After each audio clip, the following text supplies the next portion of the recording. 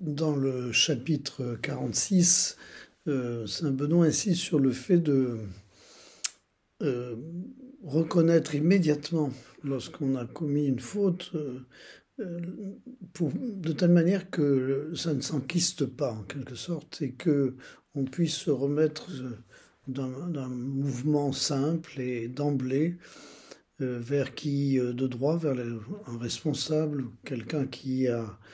occupe une fonction de régulation dans la communauté, qu'il puisse y avoir cette reconnaissance qui met en marche, quoi, qui remet en marche et qui simplifie beaucoup la vie commune. Et par ailleurs, et cela aura un grand succès dans la suite des temps, Saint Benoît recommande à la fin de ce petit chapitre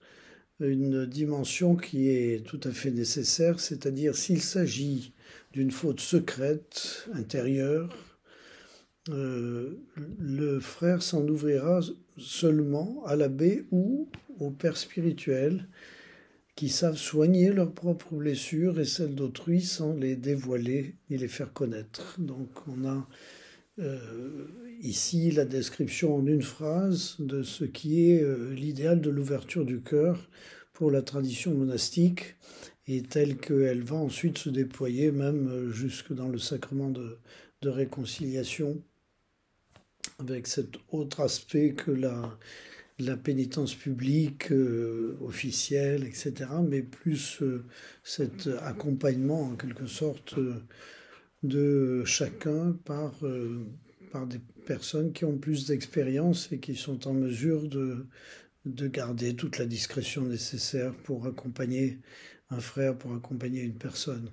Et actuellement, cette dimension joue beaucoup à l'intérieur des monastères où beaucoup de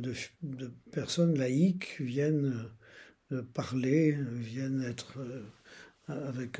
viennent se faire accompagner en quelque sorte dans cette dimension de leur vie spirituelle et de leur vie tout court. Et donc il faut travailler cette qualité de présence, d'écoute, de discrétion, de manière à pouvoir jouer ce rôle que les moines ont toujours joué tout au long de l'histoire de l'Église. Et c'est certainement une qualité première que cette écoute discrète qui permet d'avancer, de passer les obstacles.